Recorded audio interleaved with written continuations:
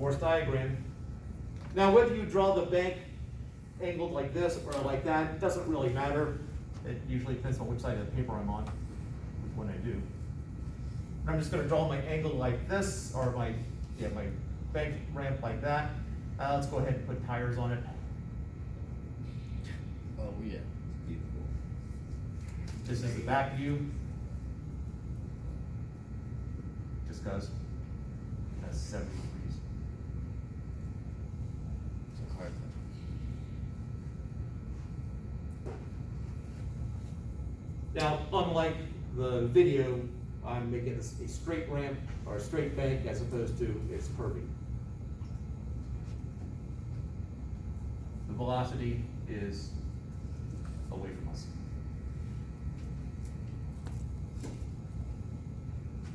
All right, so force, so I guess P for picture, T facades. So I've drawn the picture, force diagram. What are the forces acting on the car? Up from the ramp. Wait, no. Wait. Gravitational force down on the car, and then up from the ramp or the ground. Oh, if we're doing that part also? Yeah, is the ramp part of the ground in this? I was concerned just about the car itself. Oh, well, I'm gonna yeah. assume that the ramp does not have any possibility of moving, so the ramp counts as the ground. So if we want to do full, there we go. Friction coming back. All right, friction acting, which way? Like in this direction, if that makes sense. That direction? Yes. So which one are you finding? I don't know. I guess whichever I want to find. I don't know. That's true. If the Doesn't friction's matter, I acting really this don't. way on the car, that means the car wants to slide down the ramp. Oh, yeah. If the car wants to slide down the ramp, are we looking for minimum or maximum speed? Minimum. All right, so let's solve for this one first then. Because Britain wanted friction to go that way. Made sense. Why static? The car's moving. Why is it static friction and not kinetic friction? Because the car is moving the other direction. This But is the moving ground is- perpendicular to the direction we're trying to find. If it slammed on its brakes, the car would, still continue in that direction for a bit. Would it be because of static friction? I was going with the spirit of what you're saying. On the ramp, like the ramp's not moving, we know that for a fact. Right. So would that make it static automatically? Just because the car is acting onto that, not. Let's think, what is kinetic, when do you use kinetic friction? After the static friction's been broken, Okay, or surpassed. sure. Looking more conceptually, in general, when are you gonna use, if I gave you a problem, how would you know which one to use, static or kinetic? This one is moving, is that? Well, they're both moving on the, Right. like our example. We use the friction, so whichever friction motion you're trying to find, it's relative to, because there's no motion going from our view of left to right, we use static, but the car is going forward, so if we were measuring from we were looking at it as the side of the car, then we would use kinetic friction. No, looking from a different point of view shouldn't change that. When static friction is when it needs to overcome to start moving, that's basically like. No, if I rarely overcome the static friction when I'm driving out of my driveway. You might do it differently. Is it because of the type of question we're trying to answer? And then whenever it's sliding against the other surface, Okay, so when you're driving, is the tire sliding on the surface, or is it rolling because of the surface? No, it's rolling. Rolling because of because the- it's surface. Yeah, it would be static if you were leaving some rubber behind. Okay. So if you slammed on the brakes, then the car, there's definitely sliding between the tire and the ground. But in this case, we're assuming an ideal roll and the tire is not slipping at all. We're not losing any tread. So That would make it kinetic. That would make it static, That would make it because, static. because the tire's not slipping against the ground. Okay. Oh. Now, Adam, on the other hand, apparently might just be, every time he goes out of the driveway, just slams his foot on the gas pedal, and you get the squeal in the tires, the smoke coming off. In which case, his would be kinetic from the beginning. Exactly. Yeah, I think I did that in reverse once on accident. Yeah. Wow. So, now, a little bit of reality, since we got a bunch of future engineers in here. When something is actually rolling on a surface, there is a little bit of static and kinetic both going on. Right. And so they lump it into something called rolling friction, which sort of takes several things into account.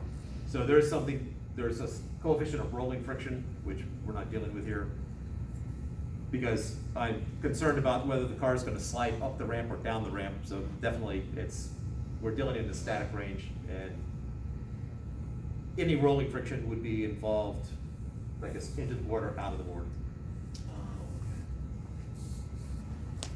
All right, so we got two forces here.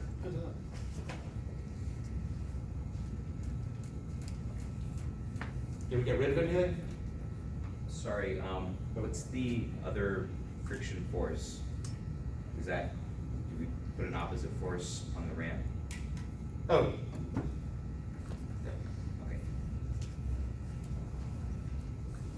Do we have to draw the ramp? no. No. I mean, if I said, give me a full force diagram, then yes. If I just say what a force is acting on the car, then all I care about is the car. All right, guy? No tension. No tension, okay? Is there a normal force acting down on the ground from the car? And yeah. Like, Perpendicular to the ramp? Yeah. Perpendicular to the ramp.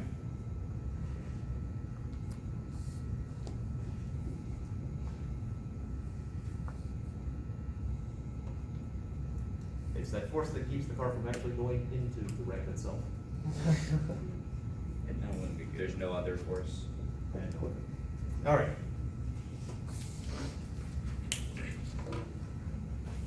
Now, usually by the time you get to the test, this is test 1B material. When you get to the test, there's well, actually, the next step is what's the direction of acceleration? And this is where a number of people will make a mistake. I want to say the direction of acceleration is down and to the right. And that's the mistake. Oh, Thank you for illustrating. Would it be forward? No, Be up to the Yeah. left. they weren't accelerating a whole lot in the forward direction. Yeah. If the speed were changing, then yes, we'd have some forward acceleration, but we're assuming a constant speed. Okay, yeah, that's right. Up to the left? No. It's like I walked right into a lane. Wait, you're asking for the direction of the acceleration? Yes. The direction. Well, it's not sliding now, so isn't it nowhere? Oh, no, there is acceleration. It's on a banked curve. Oh, I guess I do need to give the Oh, radius so of one the curve. tire would be moving quicker than the other. Sorry. I learned that at some point in time. Oh, one part of the car is moving faster than another part of the car? Well, because of, like, when you turn, one tire will be turning quicker than the other. That's why we have differentials in cars, but I don't think this applies here. Not in my nice ideal situation here. However, the tires the center of the tire is moving faster than the roof of the car. Okay.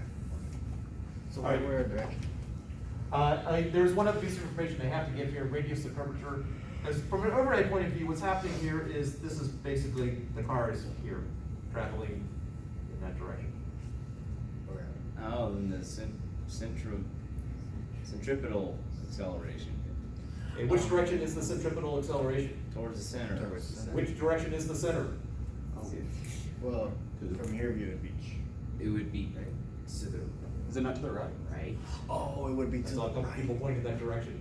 Yeah. That's the direction of This way. acceleration. That way, man. That's what messes some people up, because we do so many box on ramp problems that, you use the acceleration in that direction, but not in this case. When it's going around a curve, it's in that direction. Because if the bank were all the way around, Yeah, that would be the second time. Yes. Okay. Oh. If it's not part of a curve, then, it no longer is actually a centrifugal motion problem, which is what we're working with. Radius of curvature, I'll go for a generic 100 meters. I don't know what it is for that particular track that they did.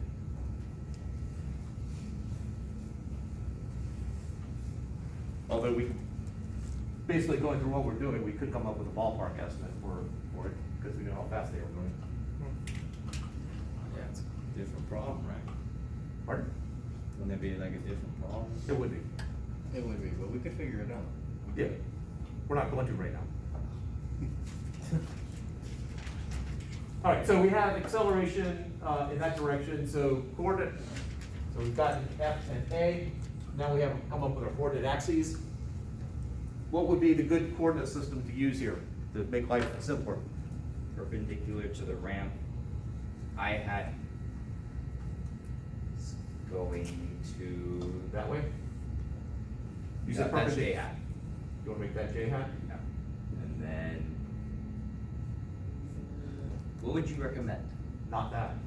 It can be solved that way, but if you go to the video of Boxall ramp, the hard way and the easy way, it's similar to the hard way. The whole point of finding acceleration is to give a hint about how we should do our coordinate system. To the right positive. Positive I hat direction. And J hat? Positive up direction. Okay. I would strongly recommend to the right, whether up is positive or down is positive, J hat, it doesn't really matter. But the important thing is to have one of them in the direction of acceleration, because that means the acceleration in the other direction is 0. And that's what we want. We want to simplify the math by making one of our accelerations 0. So what do we have to break up now? Oh. Since we're at the decomposition phase. Well, that Y, the normal force Y. Okay. Is going up and to the right. All I right. don't know if that matters. Yeah, and we do have to break it up. It's not horizontal or vertical. Yeah. So you, okay. Break the weight up Right. into its. If the weight's vertical, it's in the negative J hat direction, so we don't have to break weight up this time. Force, the Fs is going up The and friction? to the left. Yeah, the friction, the static friction Okay. is going up and to the left. We have to break these two up. Yeah, so like, normal force cosine 70 and normal force sine 70. Yeah. Which one's which? Sine is X. So So, sine is this way? Yeah. yes, and cosine, no wait, yeah, and cosine is J hat. Okay. Yeah, I'm pretty sure that's right. To me, the simpler way of doing it is if we break friction up, because friction's acting in that direction right there. I already know what that angle is. That's 70 degrees. So friction we can break up into, well, my adjacent is horizontal to the left. So this is Fs cosine theta. This would be Fs sine theta. I'm just gonna drop the subscript S, we know it's static. F sine theta. Because the normal force is perpendicular to it, the sines and cosines will flip in terms of horizontal and vertical. So Y is up and to the right, but for friction, it was cosine was horizontal, so for normal force, it's gonna be sine. And this will be cosine.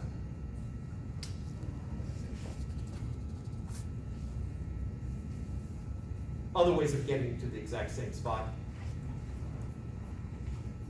So my force diagram, I now have weight acting down, I still have weight acting down. So I've changed my force diagram from this into this.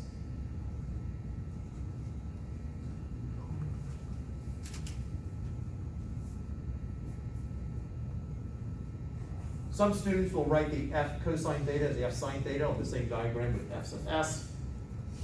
Officially, that's not right to have this and its components all in the same diagram, because you're basically building up the friction that way. All right, equations of motion, we're at the E. Equations of motion. Do we wanna find acceleration maybe? Well, we have to get the equations first. Oh, Should we just start saying which ones we have? Right? Should we start naming the ones we know? Like,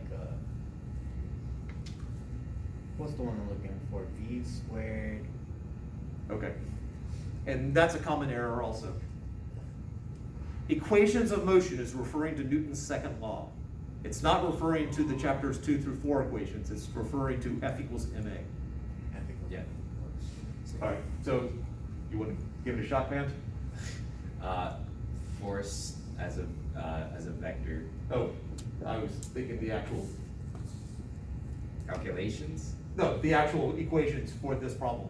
Oh, Oh, weight equals, And or no, no. never mind. It's simpler than you think. Yeah. normal force is Y cosine theta J hat plus Y cosine theta, is that, am I wrong already? I hat? Are we doing Oh, one for F I hat cosine and one for theta. J hat? Yeah. Oh. Just like we did for projectile motion, we break it up into two problems, Oh. two equations. Now, usually with the projectile motion, there are problems where you have two equations to and solve simultaneously, but a lot of the projectile motion problems, you solve the horizontal stuff, then you solve the vertical stuff, or vice versa. This one, we really do need both equations. So, we'll have a I hat equation and a J hat correct equation, so this is, I guess, the J hat, because F cosine theta is up, and then we'll have an I hat equation. I see what you, so then it would go Y cosine theta plus F sine theta equals 0? Ooh, Or no? Equals mass times acceleration. no, Equals. Is the total force. Equals. let's not do equals quite yet. Okay. Do we have to multiply this by the acceleration? No. All right, Well, W's going down, right? yes, W's going down, so it's minus that. now we get the equals. There we go. Okay. This F here is for the total force. I got 3 vertical forces, so I gotta have 3 terms here. I got my 2 up, my 1 down. This is equal to mass times my acceleration. Vertically, what is my acceleration? Negative 9.8. No. 0. Isn't it 0? Yes. This is why we picked to the right as one of our coordinate axes, because that's the direction of acceleration. There's no acceleration perpendicular to that. So this is going to be our equation, which is equal to 0. Okay, that makes sense. My I hat equation will not be equal to 0. All right, so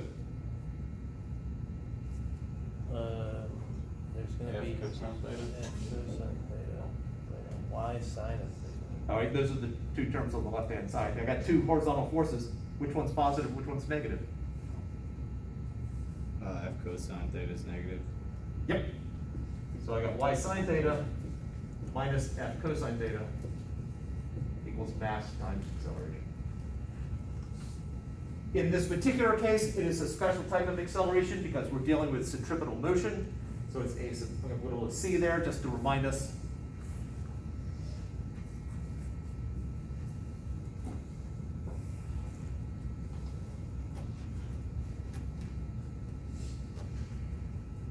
And now substitution. For which of these do we have an independent equation that we can substitute in? For centripetal motion, for centripetal acceleration. Yep, what is that formula? V over V R squared over R. Wait. Double check. Squared over R? Yeah, yeah. Yeah, I that's used right. that one on number 4, the last one, on the last set. It can also be omega squared times R, but since we're trying to find a V here, the V version is probably better. So I have Y sine theta minus F cosine theta is equal to mv squared over r. All right? For what else do we have an equation? An independent equation? For weight. And what's that formula? mg. There we go. So we have phi cosine theta plus F sine theta is equal to mg. Go ahead and add theta to both sides while I'm here. Now, before when I said let's not do equals yet, I again trying to emphasize the fact that you add up the forces and that's equal to mass times acceleration. Then mathematically you can add mg to both sides. Oh. And once you're more comfortable with it, you can take some shortcuts, but until everyone's there, try not to take those shortcuts. We do have one more formula for substitution. Do we just put in the radius because we know that? Not looking for exact values yet. Okay. What about our coefficient of friction? Does it gotta go somewhere? Yeah. What's the formula for friction? The mu value times mass. On the mass. Weight. The mu value times. It was written on the board, like 15 minutes ago. Potentially in your notes. Should be in the Times force. Yeah. What were you looking for again? I'm sorry. Formula for friction. Times one, What is y? positive? Oh, read my mind. Y is the normal force, that's what I was going for. Oh, I'm sorry, okay, yeah. All right. Kinetic friction, it's a straight up formula, mu sub k times the normal force.